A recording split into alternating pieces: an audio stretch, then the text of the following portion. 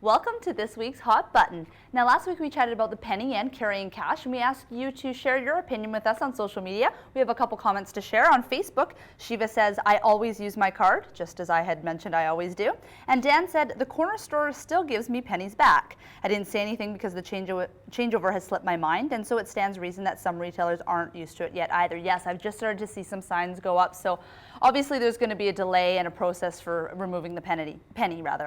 And on Twitter, @SStevenson27 says, it's so rare to ever pay with cash. He always uses debit, no cash. We chatted about that last week.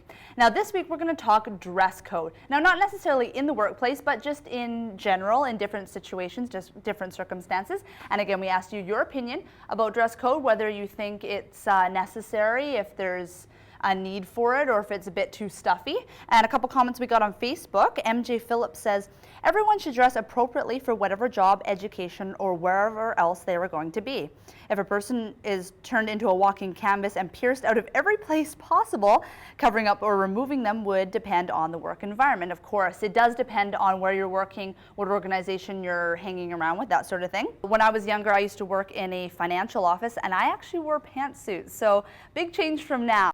I think when I was in grade 6, I handed out a petition around at school and got 100 kids to sign it because I thought we should be allowed to wear spaghetti straps and midriff-bearing tops. Oh my So it's something that I've always been fighting. But I mean, nowadays, casual attire is becoming much more commonplace.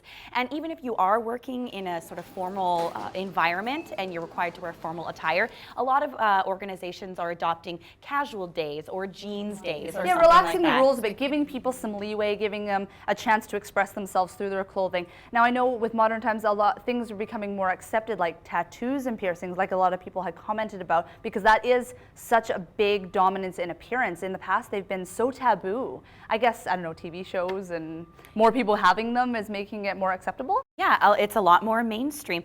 And actually some studies are showing that casual days, like jeans days, improve employee morale, productivity, and retention. And there's also health benefits too. One study found that people who wore jeans to work were actually more active during the course of their workday. And it can also be cheaper to wear jeans. I mean, on average, the price of jeans is less than the cost of formal work attire. And yeah, formal slacks and that sort of thing. And you're also saving time. You're not having to iron all that formal clothing. You're not having to send it to dry cleaning. So I still find it interesting that they get more movement. I guess, you know, I'm feeling more casual. I'll get up and walk to the next desk rather than roll in my chair or something. But maybe if you're wearing, you know, high-heeled stiletto shoes, you know, and a skirt, you're not going to be running down that hall. You'd rather be sitting in your chair. So yes, it does depend on the job that you're doing or the environment that you're in. I mean, we do different shoots. We should be professional, of course, but we're doing shoots in pouring rain in someone's living room, or it's super hot or it's super cold. So obviously we have to dress for the conditions, and luckily we can wear what we want to wear and be comfortable at least. Yes, and I think it allows us to sort of express our personalities a little bit, you know? Yes. You have the pink hair, wear a camo jacket, I mean, whatever you like. If you're gonna do a shoot that's on rock and roll music, well, maybe you should dress a little bit of rock and roll. But what do you think?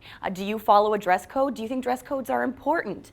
Tell us about it. You can connect with us on Twitter or Facebook, and on the next episode of Hot Button, we'll revisit your comments.